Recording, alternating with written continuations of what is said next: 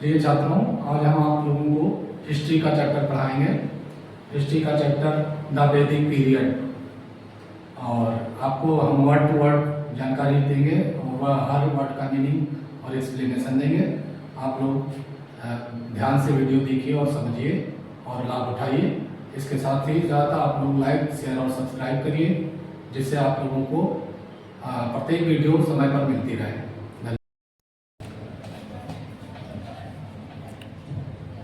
तो आज हम वैदिक पीरियड के बारे में पढ़ाएंगे आप लोगों को,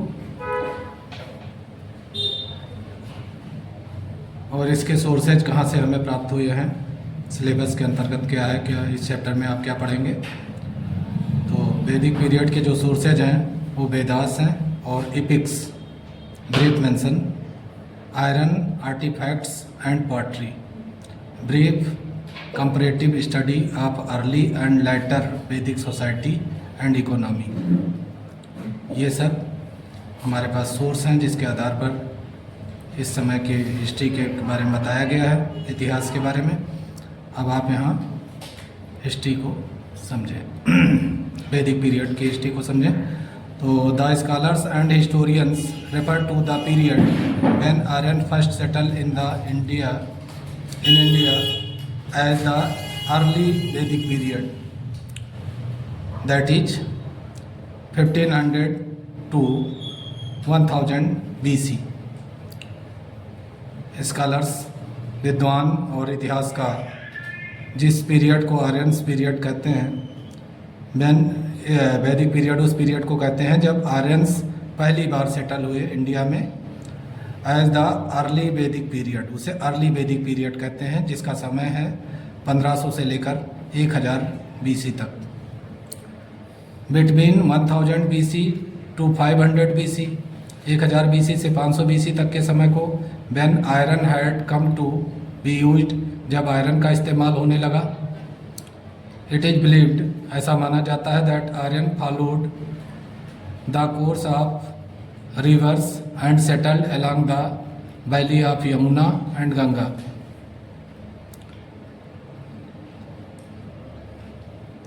It is believed, ऐसा विश्वास किया जाता है कि आर्यंस ने जो है नदी घाटी के किनारे सेटल होने का मार्ग चुना, और उन्होंने वह यमुना और गंगा नदी के किनारे आके बस गए। The iron tools help them to clear them the forest, चूँकि उनके पास आयरन टूल्स हो सके उपलब्ध थे, जिससे उन्होंने जंगलों को साफ कर लिया। They moved in the eastward, वह पूरब की ओर आगे बढ़े, एंड साउथ ईस्टवर्ड डायरेक्शन, और वह दक्षिण पूर्वी डायरेक्शन में गए, दक्षिण पूर्व दिशाओं में फैले। Aryans so far nomadic in nature, अभी तक आर्यंस जो थे वो नोमैडिक थे नेचर में, मतलब वो घुमक्कड़ जीवन बिताया करते थे। Gradually settled in the Gangetic valley, धीरे धीरे वह गंगा नदी के मैदानों में बसने लगे। This period is known as the later Vedic period, इस पीरियड को लेटर वैदिक पीरियड कहते हैं, जो जिसका टाइम है 1000 BC से लेकर के 500 BC तक। हाँ, ये ध्यान रखें कि हमेशा जो BC है वो बड़ा नंबर पहले आता है और छोटा नंबर बाद में, क्योंकि ये ईस्वी सन से 1000 साल पहले, ईस्वी सन से पहले का समय है। तो कितना साल, ईस्वी सन से कितना साल पहले का समय है, इसको दिखाता है कि ईस्वी सन से 1000 साल पहले से लेकर के 500 साल पहले तक का जो टाइम है उसे लेटर वैदिक पीरियड कहा जाता है। तो the culture of the period, जो सभ्यता थी इस पीरियड की, इस समय अवधि की, is refer to as the Vedic culture, इसे वैदिक कल्चर कहा गया, वैदिक सभ्यता कहा गया। Because it was based on the Vedic text, क्योंकि इस समय के इतिहास के बारे में हम वैदिक टेक्स्ट के से ही बहुत कुछ जानकारी हमें मिलती है।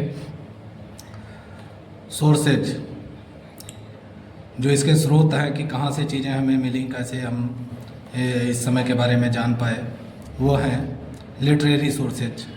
तो पहले लिटरेरी सोर्सेज पर हम लोग डिस्कस करेंगे। द वैदिक texts may be divided into two broad categories,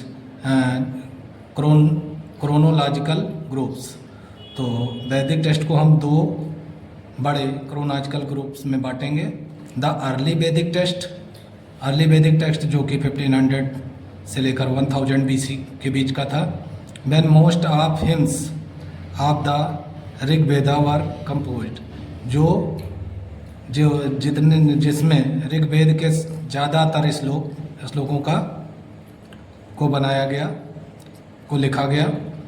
and later वैदिक टेक्स्ट, और लेटर वैदिक टेक्स्ट को हम उसमें रखेंगे जो 1000 से 500 BC के बीच का समय है। To which belong the remaining Vedas and their branches, जिसमें दूसरे वेदाज शामिल हैं और उनके ब्रांचेस शामिल हैं, जैसे ब्राह्मणस और आरण्यकास, उपनिषदाज, ये सब जिनमें शामिल हैं। तो the two periods correspond to the two phases, जो दोनों पीरियड हैं वो दो फेस का निर्माण करते हैं। आप आर्यन एक्सपेंशन इन इंडिया, कि आर्यंस ने भारत में किस तरह से अपना विस्तार किया।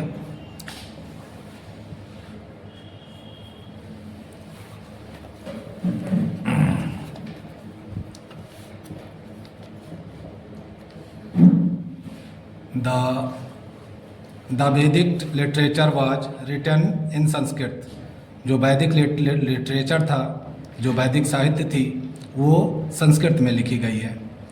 और the term Veda has been derived from the Sanskrit word, तो वेदा शब्द संस्कृत शब्द से आता है विद, जिसका मीनिंग होता है नॉलेज। विच मीन्स नॉलेज, जानकारी। विद का जो शाब्दिक अर्थ है वो जानकारी है।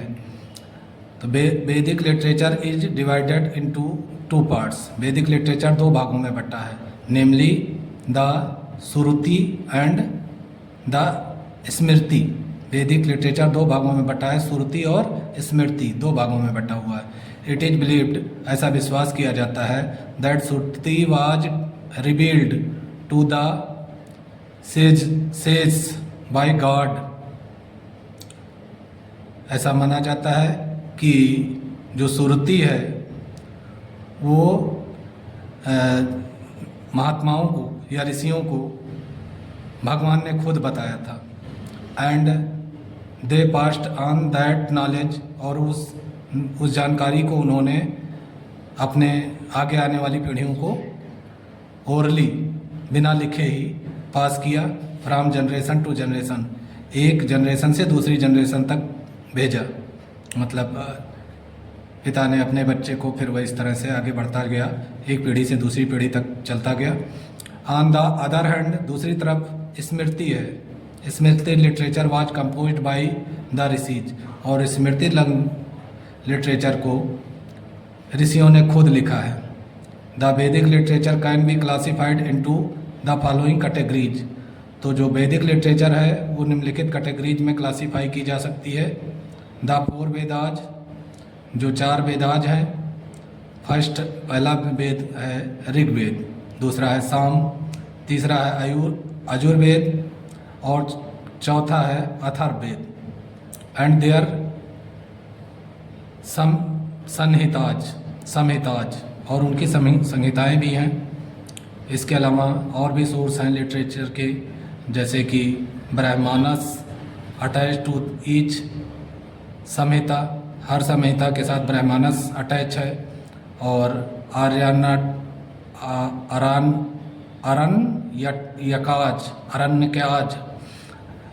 अरण्यकाज हैं और द उपनिषदाज हैं। ये सारी चीज़ें हैं जो वैदिक लिटरेचर में शामिल हैं। कौन कौन से? फोर वेद कौन कौन से हैं? ऋग्वेद, सामवेद, अजुर्वेद और अथर्ववेद, और उनके संहिताज हैं। और इसके अलावा फिर उन्हीं संहिताओं के साथ जुड़ा हुआ ब्रह्ममानस है, जो कि अटैच है संहिताओं से। इसके अलावा अरण्यकास हैं, और इसके बाद में फिर उपनिषदाज हैं। इतनी सारी लिखित चीज़ें हमें उपलब्ध हैं वैदिक समय के बारे में, जिसे वैदिक लिटरेचर कहते हैं। द वेदाज के बारे में, एक एक वेद के बारे में हम आपको यहाँ बताएंगे। उनमें क्या लिखा हुआ है, कैसे क्या जानकारी हमें मिलती है। तो the Rigveda it is the oldest religious text in the world, संसार का सबसे प्राचीन धार्मिक ग्रंथ है संसार का। इट इज़ देयरफॉर, इसीलिए, known as the first testament of mankind, इसीलिए इसे मनुष्य का पहला लिखित टेस्टामेंट कहा जाता है। इट इज डिवाइडेड इनटू 10 मंडलाज, जो ऋग्वेद है वो 10 मंडलों में डिवाइडेड है, बटा हुआ है। इट इज सेड, ऐसा कहा जाता है, to have been composed during the early Vedic period, कि ये कंपोज हुआ अर्ली वैदिक पीरियड के समय में। द हिम्स, जो दो हिम्स हैं, श्लोक हैं, are dedicated by the sage to gods, ये हिम्स जो बनाए गए हैं, श्लोक जो बनाए गए हैं, वो ऋषियों द्वारा भगवान के लिए को डेडिकेट किए गए हैं, उनकी प्रार्थना में या फिर उनके गुणगान में लिखे गए हैं। दे वर पास्ड ऑन ओरली, तो वह ओरली पास ऑन हुए हैं, passed on orally from teachers के द्वारा, अध्यापकों के द्वारा, टू देयर डिसिपल, अपने शिष्यों को। The Rigvedic hymns are the authentic sources of knowledge, तो जो ऋग्वेदिक के हिम्स हैं, ऋग्वेद के जो श्लोक हैं, वो ऑथेंटिक सोर्स हैं, मतलब एक महत्वपूर्ण स्रोत हैं जानकारी के, ऑफ द लाइफ, जीवन के बारे में, of the people of the time, उस समय के लोगों के जीवन के बारे में जानकारी के। Much of the Indian philosophy is based on the Rigveda, जो भारत की फिलासफी है, दर्शन है, वो पूरी तरह, उसका ज़्यादातर भाग ऋग्वेद पर आधारित है।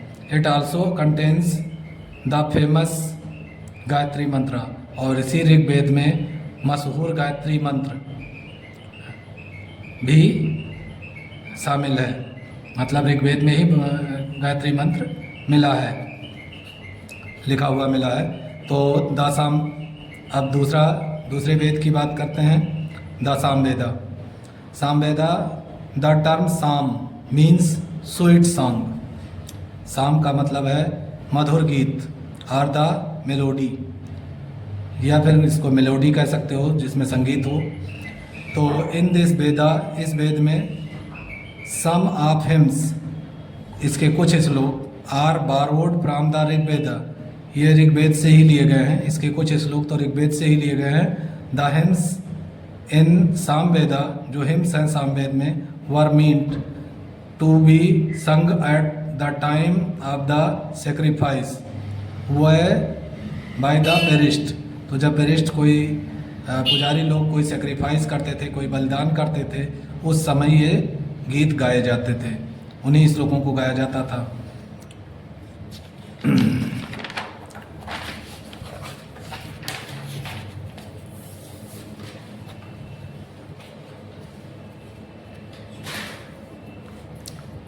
The Yajurveda,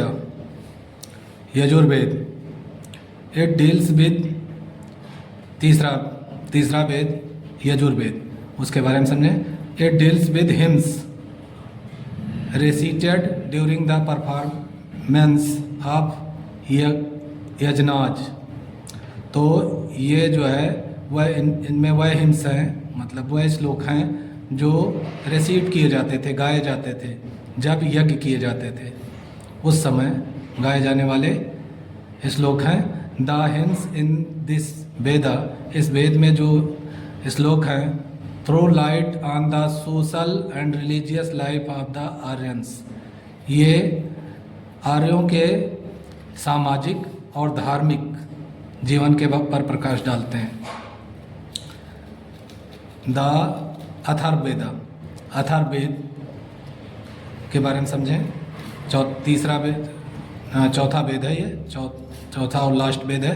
the hymns contained in this Veda, जो हिम्स कंटेन हैं इस वेद में, मतलब जो श्लोक इस वेद में लिखे गए हैं, deal with magic and charm, वो जादू और सुंदरता की तरफ इशारा करते हैं।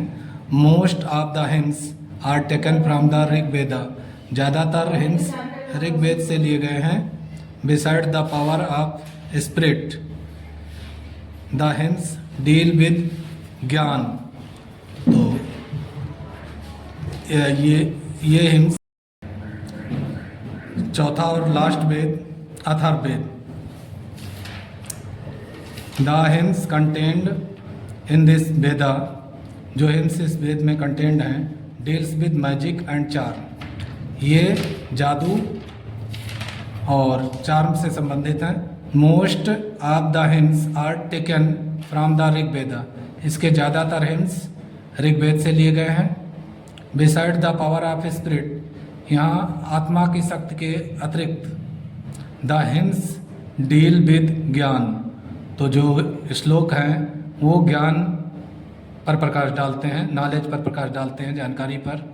कर्मा, कार्य, एक्शन पर फोकस करते हैं। And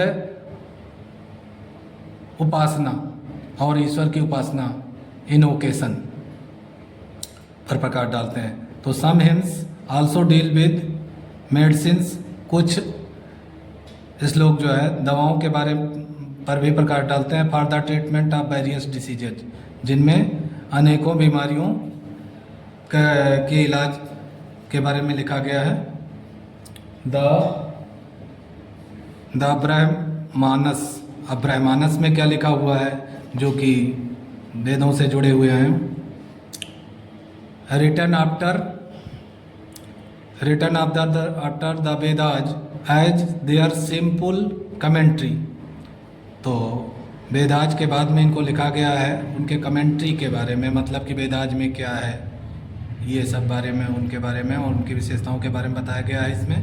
the Brahmanas are in prose, तो ब्राह्मणास जो है वो गद्यांश में लिखे गए हैं, कविता में नहीं। जैसा कि अभी तक जो वेद थे वो श्लोकों में लिखे गए थे, पोएट्री में लिखे गए थे, लेकिन ये प्रोज में है, गद्यांश है, गद्य में लिखा हुआ है। They explain the social and religious importance of rituals, वो सामाजिक और धार्मिक महत्व को बताते हैं रिचुअल्स के, जो उस समय चले आ रहे थे, चली आ रही प्रथाओं के बारे में। As well as the value of sacrifices, और बलिदान के वैल्यू को भी इसमें बताया गया है। The Brahmanas are of great historical value, तो जो ब्राह्मणास हैं उनका बहुत ऐतिहासिक महत्व है। Each Veda has several Brahmanas, और हर वेद के कई ब्राह्मणास लिखे गए हैं। द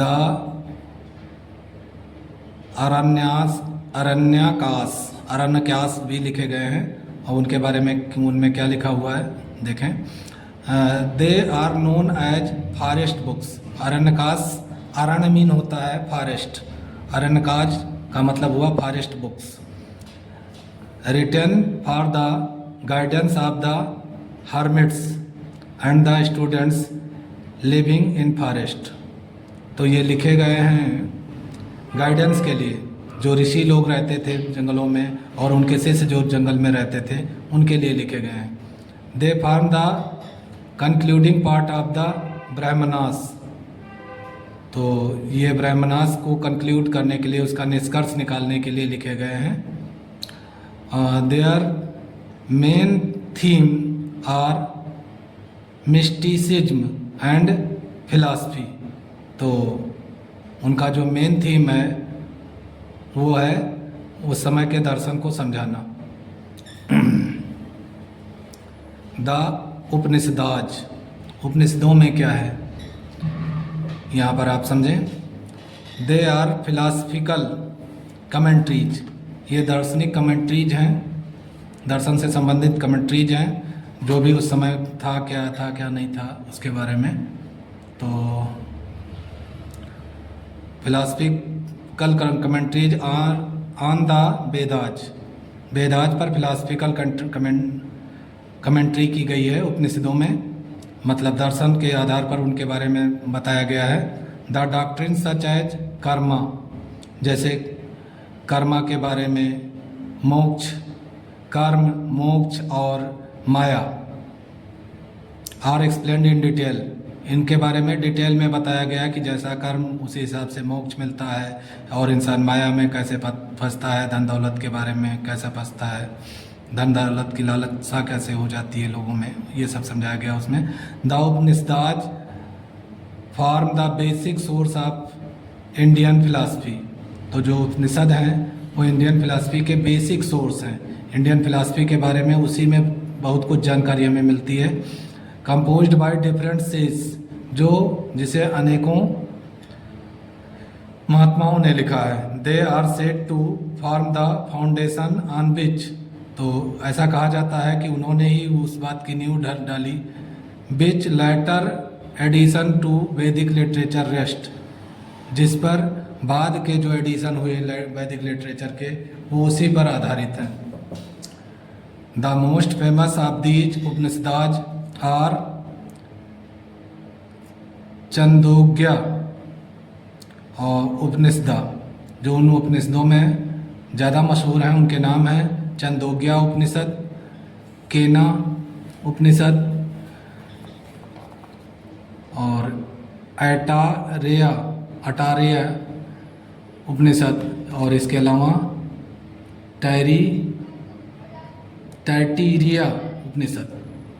ये सब उपनिषद हैं जिनके नाम आपको लिख करके याद करने होते हैं क्योंकि स्पेलिंग कठिन है।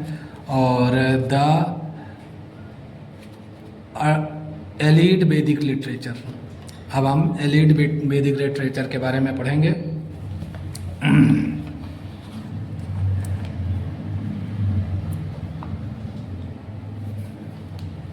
द वेदांगाज, वेद के अंग, जैसा कि नाम से ही पता चलता है वेदांगाज वेद के अंग हैं, और इन्हीं के बारे में क्या है देखें। They deal with the ways in which the Vedas are to be chanted, ये हमें ये बताते हैं कि वेदों को किस तरह बोलना होता है, किस तरह पढ़ना होता है। एंड आर दस important in the understanding of the Vedas, और इसीलिए महत्वपूर्ण हो जाते हैं वेदों को समझने के लिए। The six Vedangas deal with pronunciation, जो 6 वेदों के अंग हैं वो प्रोनंसिएशन यानी उच्चारण पर डिपेंड है। ग्रामर, जिनमें बताया गया कि उच्चारण कैसे करना है, उसका ग्रामर कैसे समझना है। और एटीमोलॉजी, मैट्रिक्स, रिचुअल्स और एस्ट्रोनॉमी, इन सारी चीज़ों के बारे में को कैसे समझना है ये सब बताया गया है। उस समय के रीति रिवाज और नक्षत्र विज्ञान को कैसे समझना है ये सब में बताया गया है।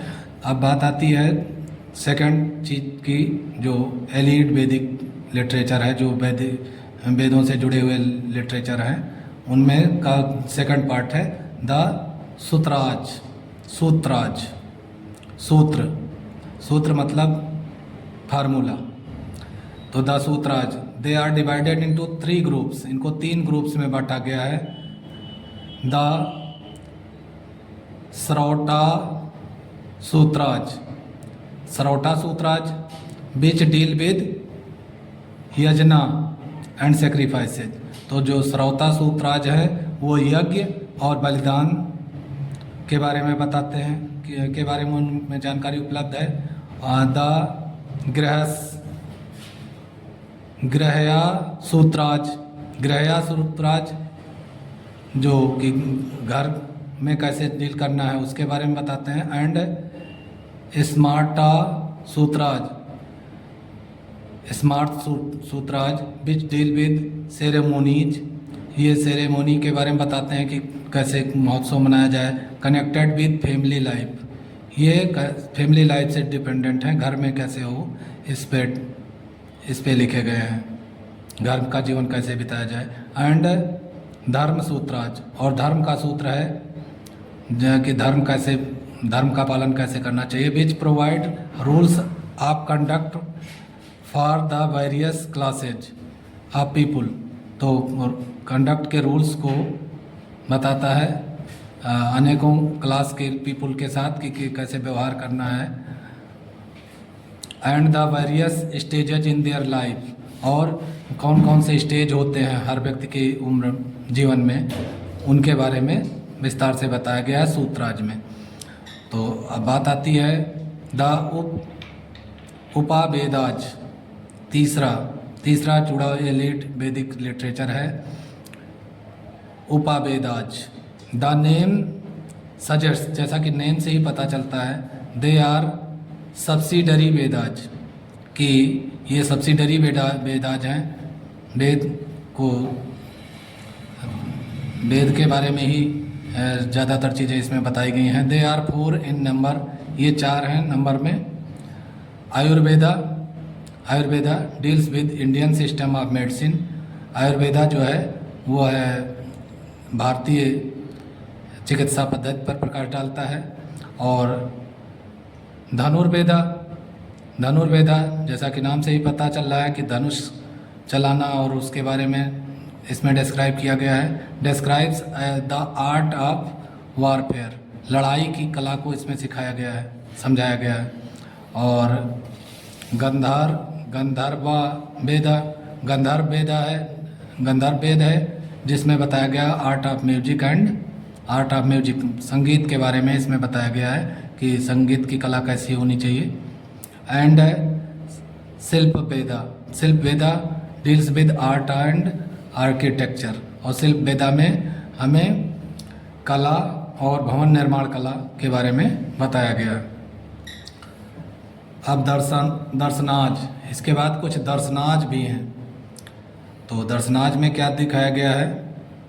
There are 6 schools of Indian philosophy, तो इंडियन फिलासफी के 6 स्कूल होते थे उन दिनों, नोन एज सात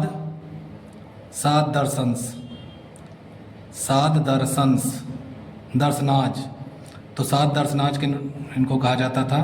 दे इंक्लूड, उनमें शामिल था न्याय दर्शन, और इसके अलावा वैशेषिका और संख्या, योगा, पूर्वा और मीमांसा and Uttara Mimamsa. They all propagate the virtue of life and oppose the external rituals. इन सब में जीवन के महत्व और अपोज द एक्सटर्नल रिचुअल्स, और जो एक्सटर्नल रिचुअल्स होते हैं उनका विरोध किया गया है।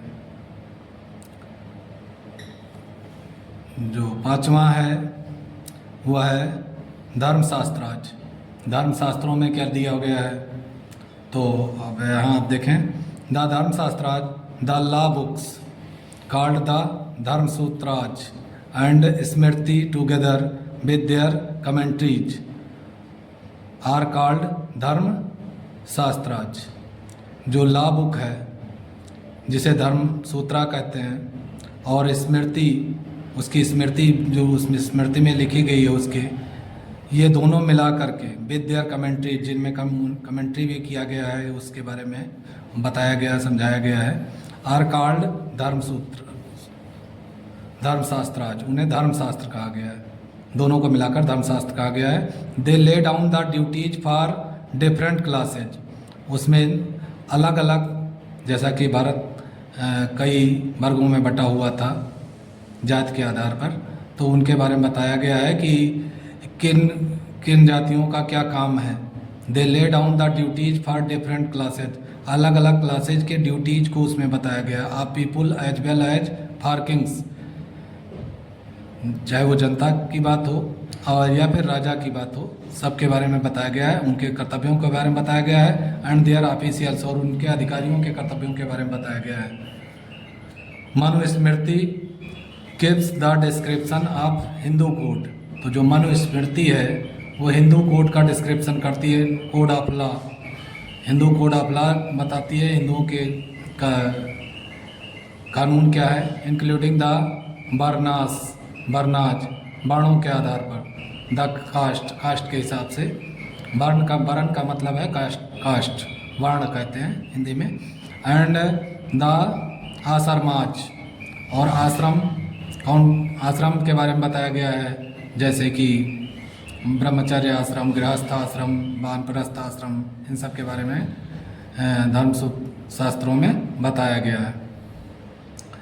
तो द अष्टाध्यायी, अष्टाध्यायी के बारे में क्या लिखा हुआ है देखें, it is a treatise on Sanskrit grammar, ये संस्कृत ग्रामर पर आधारित है, बाय पाणिनि, जिसे पाणिनि ने लिखा था। Information is given about the roots of the words, और इसमें वर्ड्स के रूट्स के बारे में बताया गया है, मतलब जो शब्द हैं उनके फार्मों के बारे में बताया गया है, रूप के बारे में बताया गया है। एंड द कॉन्टेक्स्ट इन विच, और वो कॉन्टेक्स्ट बताए गए हैं जिसमें दे वर यूज्ड इन वैदिक लिटरेचर, और जिसमें वह वैदिक लिटरेचर में इस्तेमाल हुए हैं। The importance of the Vedas, वेदों का महत्व क्या है, हम क्यों उनके बारे में पढ़ रहे हैं। Vedas are storehouse of knowledge, पहली बात कि वेद स्टोर हाउस हैं जानकारी के, अबाउट द वैदिक एज, वैदिक समय के जानकारी के लिए वो स्टोर हाउस हैं। द सोशल, इकोनॉमिक, पॉलिटिकल और and religious aspects of life, चाहे उस समय का सामाजिक जीवन हो, आर्थिक जीवन हो, राजनीतिक जीवन हो या धार्मिक जीवन हो, और जीवन के सारे पहलुओं of the people is reflected in the Vedic literature, जो भी लोग दिखाए गए हैं उनके बारे में सारी जानकारी हमें इसमें मिल जाती है। दूसरी बात, इसका पहला महत्व तो हमने आपको बता दिया। दूसरा महत्व है ऑल्दो रिलीजियस इन नेचर, भले ही ये धार्मिक था, जैसा कि लिखा गया धर्म के हिसाब से लिखा गया था। The Vedas are valuable sources of information, फिर भी वेद जो है महत्वपूर्ण सोर्स हैं सूचनाओं के,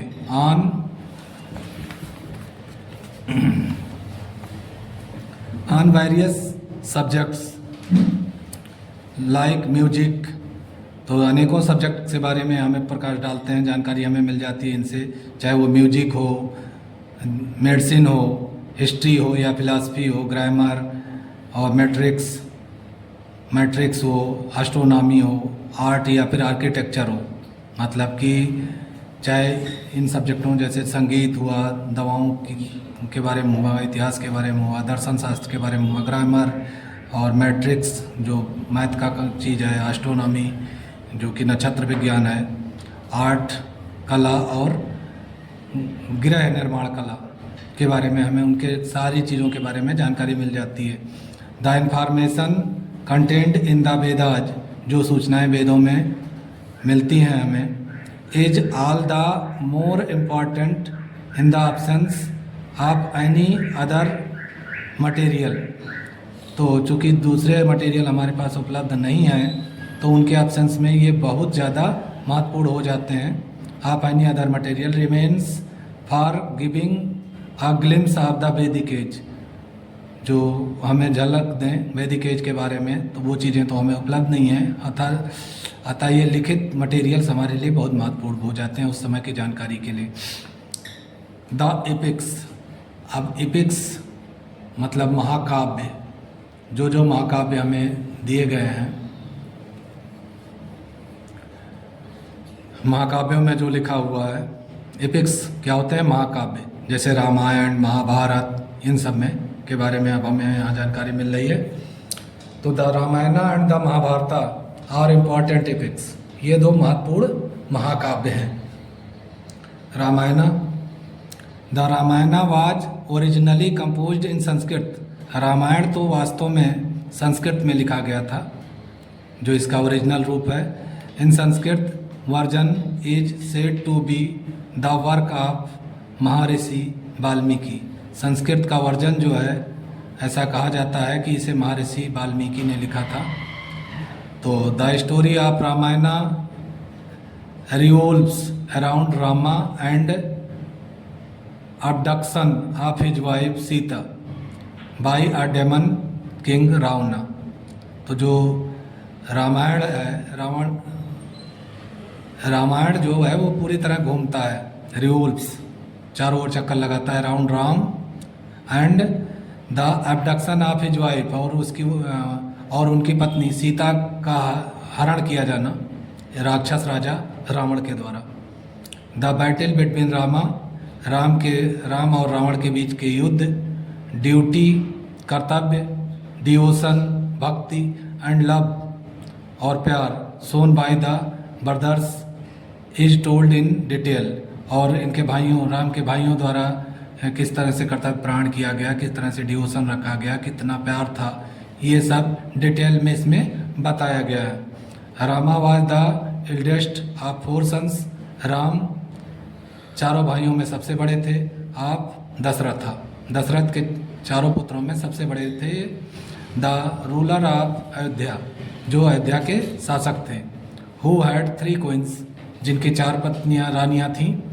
Rama was the son of eldest queen, Ram सबसे बड़ी रानी के पुत्र थे, कौशल्या के, और सबसे बड़ी रानी कौशल्या के पुत्र थे। And was the heir apparent of the throne, और यही राज सिंहासन के अधिकारी थे। After Rama was married to Sita, जब राम का विवाह सीता के साथ हो गया, he was to be installed as the king, तो उन्हीं को राजा बनाया जाना था, राजा के रूप में बैठाया जाना था, राजगद्दी पर बैठाया जाना था। एट दिस जंक्चर, इस अवसर पर king Dasharatha's other queen Kaikeyi, राजा दशरथ की दूसरी पत्नी जिसका नाम कैकेयी था, reminded him of the promise he had made earlier to grant her a wish, तो कैकेयी ने राजा दशरथ को याद दिलाया उनके द्वारा दिए गए एक वरदान के बारे में कि वो इनकी एक इच्छा अवश्य पूरी करेंगे। तो Kaikeyi wanted her son Bharata to be the king and Rama to be sent into exile, तो कैकेयी चाहती थी कि राम को वनवास भेज दिया जाए और उसके पुत्र भरत को राजा बना दिया जाए, फॉर 14 ईयर्स राजा बना दिया जाए और राम को 14 वर्ष का वनवास भेज दिया जाए। Rama along with his wife Sita, Ram अपनी पत्नी सीता एंड ब्रदर लक्ष्मण और अपने भाई लक्ष्मण के साथ वेंट टू द फॉरेस्ट, जंगल गए। इन डिस्गाइज ऑफ अ सन्यासी, सन्यासी के रूप धरकर रावणा द डेमन किंग, रावण जो राक्षसी राजा था, राक्षसों का राजा था, अबडक्टेड सीता, तो उसने सीता का हरण कर लिया। And took her to Lanka, और उन्हें लंका लेकर गया। Rama took the help of Sugriva, Ram ने सुग्रीव की मदद ली।